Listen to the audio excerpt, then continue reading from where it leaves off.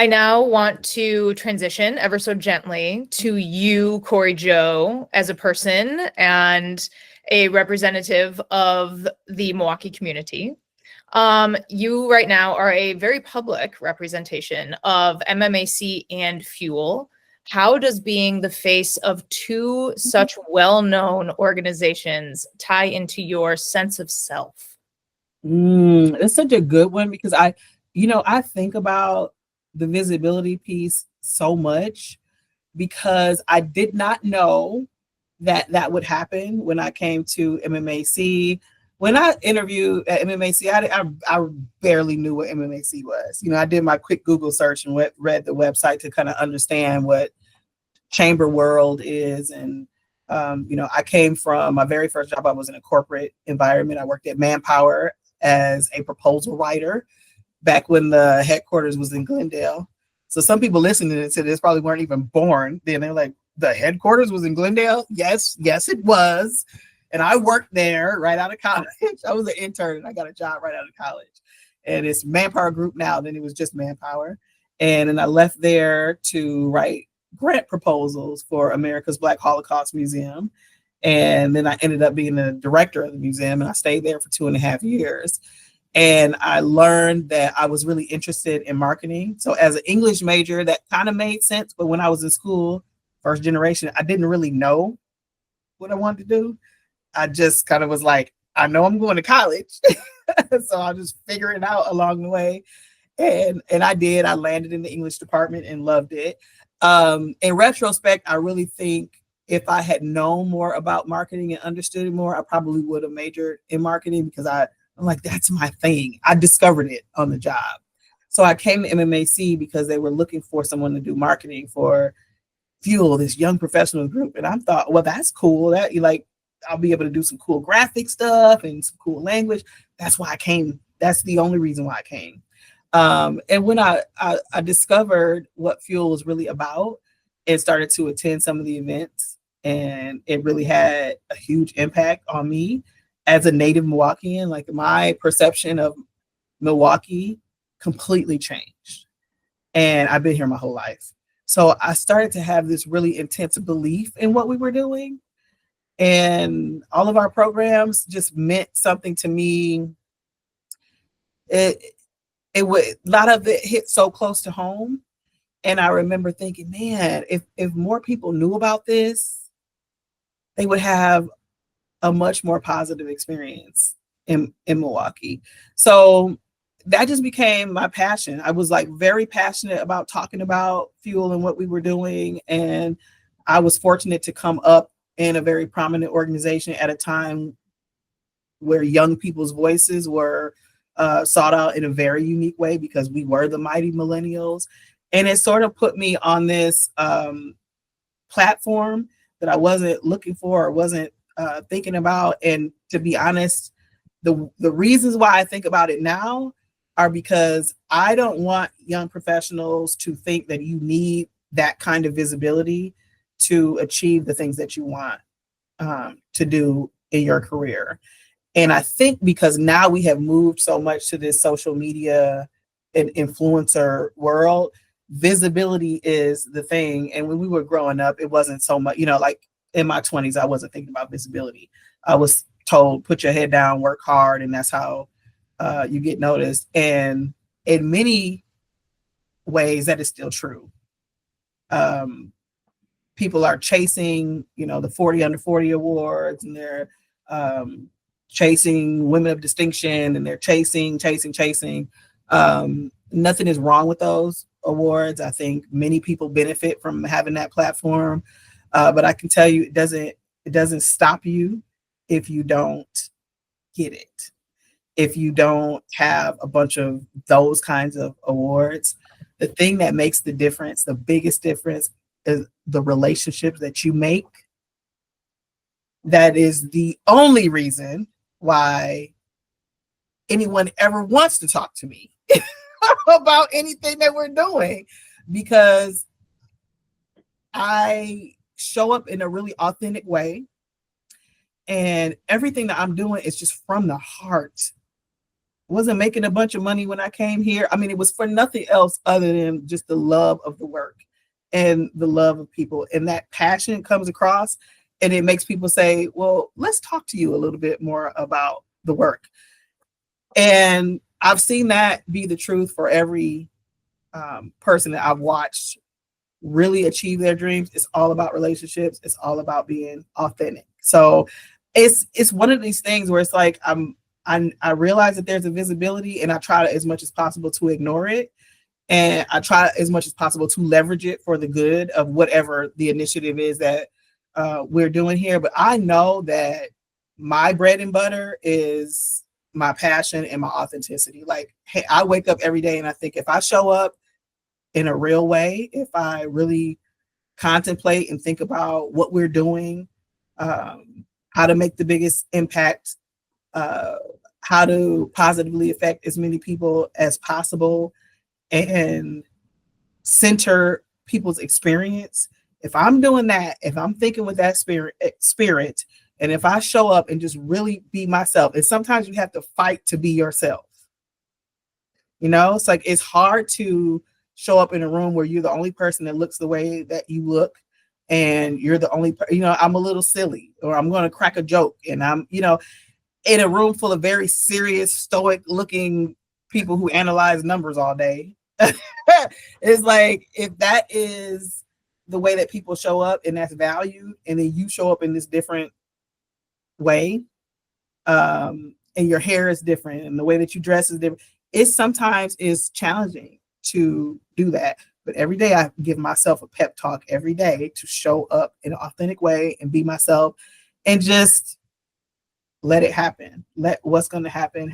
And thankfully it has. Visibility is important, but it's not the most important thing. I definitely have benefited from it. Other people here have benefited from it, but it's not the thing that makes the biggest impact in our work or our careers. Absolutely. I would completely agree. I also think that showing up as one's most authentic self not only takes practice, but once you get the hang of it, it's like a superpower. Yep. Like being in those rooms of, for me, like lawyers, not known for being the most ostentatious bunch. Mm-hmm. So I can come in there and make like those peers smile or crack a joke.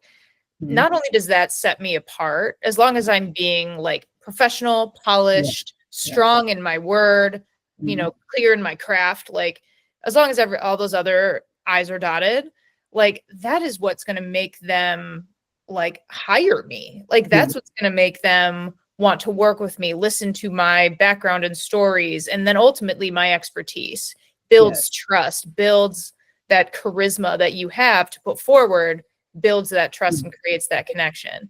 So I can definitely see how that leading with that authenticity, especially in the number of rooms that you're in with the demographics of people that you're in, I can see how that would be essential. Yeah. I think most of us don't realize that we are interesting. Like as a person, you are interesting. Your perspective is different from everyone else's. Your experiences layer onto your perspective, and the way you interact with information and the way you interact with other people. And that is valuable in the room. I'm not always people's favorite person. There's people who don't like me, or there's people who don't like my personality, and I've heard it all. And you got to let that stuff roll off your back too, because for every 2 people who like you, you're going to find one who doesn't. And it's fine. You just got to let that happen. But I have learned that if I don't give my perspective, I'll tell this quick story about one of my very early meetings as a staffer with FUEL. We were in the staff meeting, and my predecessor was Shelly Drewitz. She was the founding director of FUEL. We were all sitting around at the table, and we were having a big event at Summerfest. So we would have this event at the Summerfest grounds like a month before Summerfest. And maybe we would bring out the director of marketing or the director of entertainment, you know, and they would come and talk to us about like how they booked the bands and, you know, how they became the largest, you know, outdoor music festival in the world and what was the process for all that, you know, all of those kind of fun things. And we're on the stage, not in the seats, we're on the stage and we can see the bathrooms where like Bon Jovi used this bathroom. And like, so it's like that kind of, you know, we're planning that kind of event. And we were sitting around the table and they were trying to come up with like the food. So they're like, okay, let's look at the menu items. And they're like, oh, look, they have bacon wrapped almonds. Amazing. And I'm the only Black person there. So I'm just sitting there. I'm thinking, well, Jews don't eat bacon. Muslims don't eat bacon. Like I would avoid that because you know, I noticed. So I'm like not saying anything. And then they're like, well, we got to have an opening act. We got to have some music before the event. And why don't we get like Pat McCarty? And they're all like, yeah, Pat McCarty's. And they start singing this song. And I'm like, who's Pat McCarty?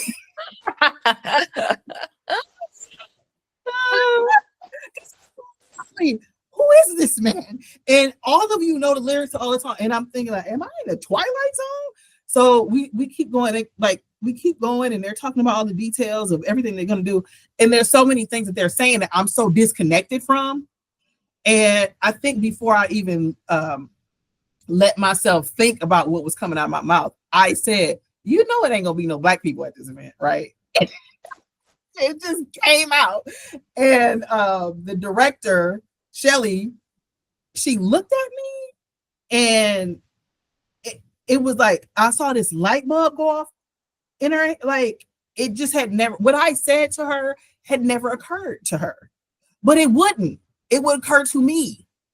That's why I was supposed to say it, you know? So I was a little like, I'm kind of glad that I just blurted it out because if I had thought about it, and you think about how many times you've been in a meeting and you can see something that other people clearly are not seeing. What?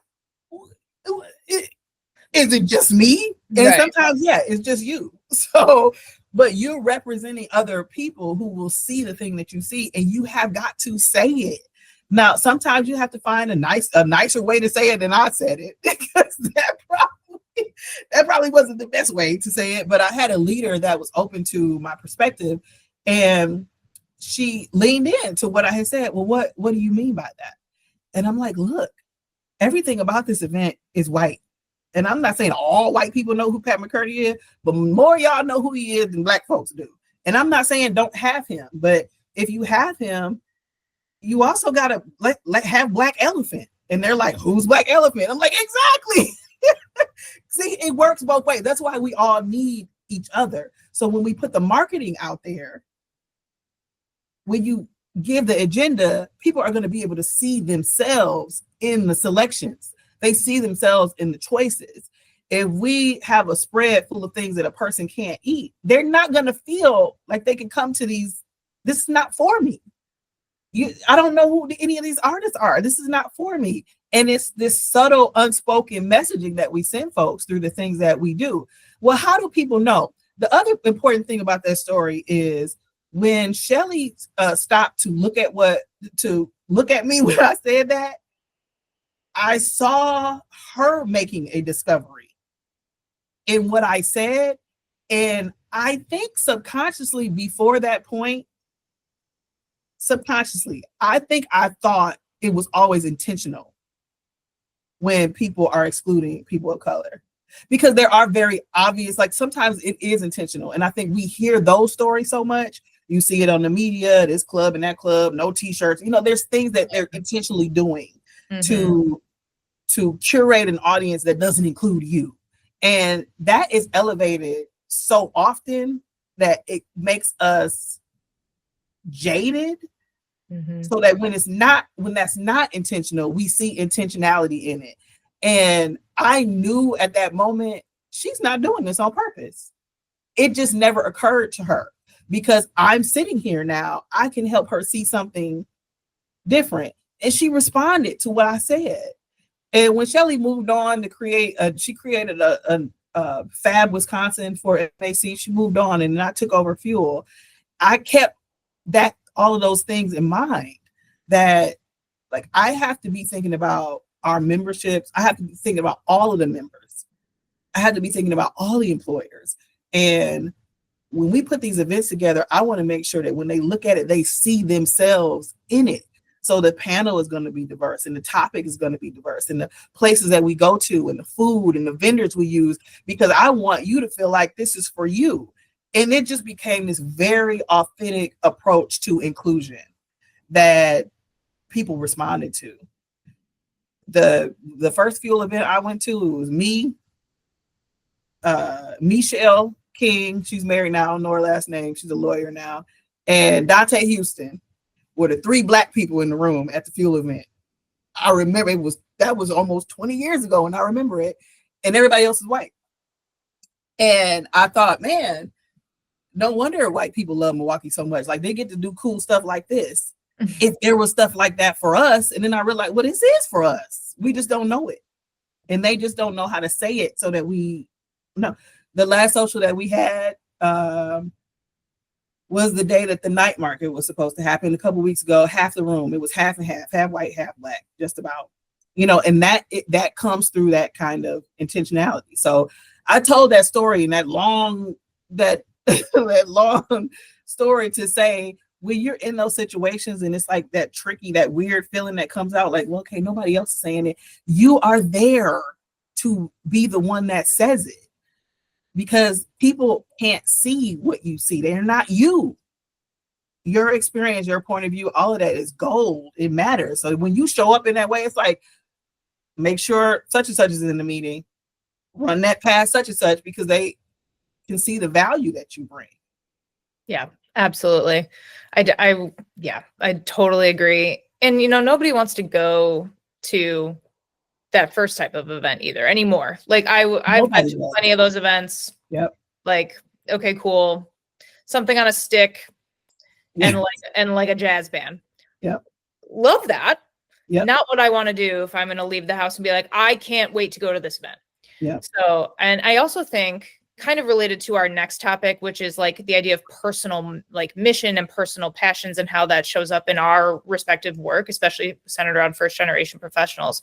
I also want to draw a parallel between you asserting a very authentic, intentional opinion that led to a real meaningful change as authentic leadership.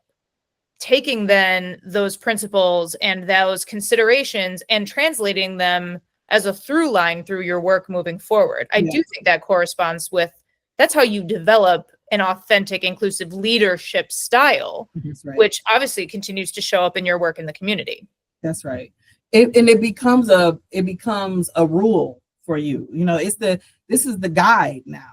So every time I'm in a room, every time I'm listening to something, every time I'm developing something or evaluating someone else's development of a program, initiative, whatever, I'm looking at it through this lens. Now, this is a muscle that I have developed over time, and I just automatically show up this way. But you have to start somewhere. I was fortunate that, I was able to blurt this thing out, and Shelly responded to it. Kudos to her leadership for allowing me to operate in that space.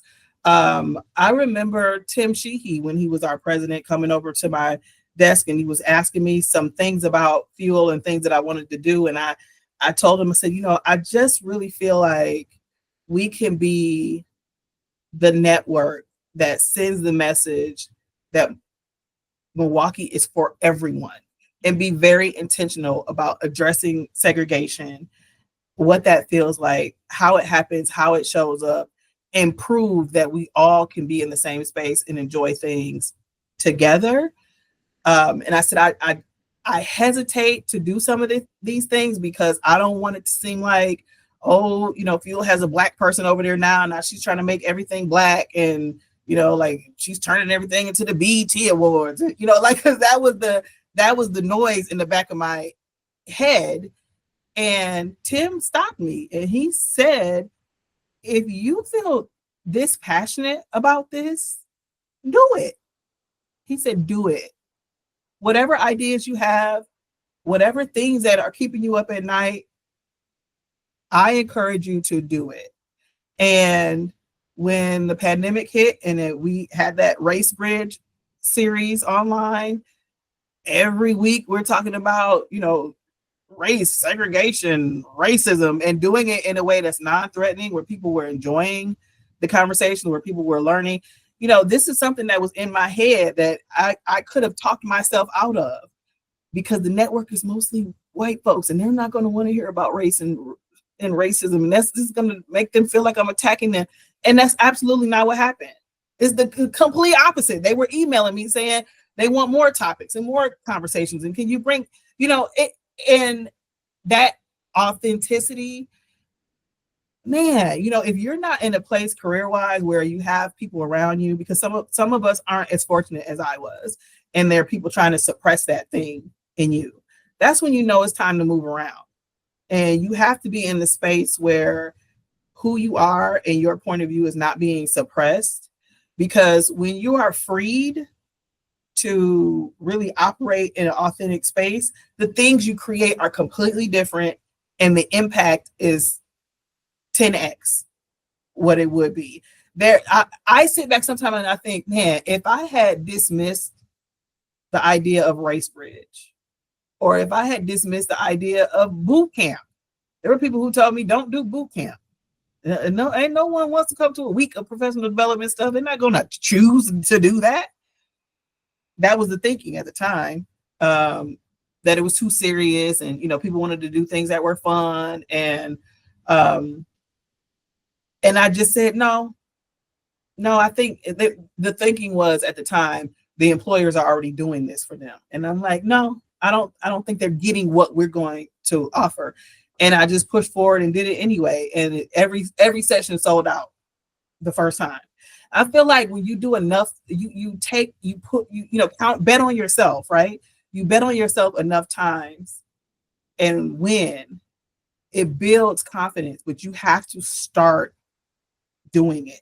You can't stay afraid. And everything that I've done hasn't been a smash. I've made some put some events out there that just did not fly, that just did not work, but the majority of them do. And it really built my confidence, and that is my brand. So like in the community, that is my brand, that Corry cares about people. She puts together events that were, she's responding to what people think and how they feel. She's really authentic, down to earth, boom. And that's enough to qualify me for a lot of the things that I am doing. Nobody's asking me what my degree was, and nobody is asking for references about, you have to be you, and that is enough.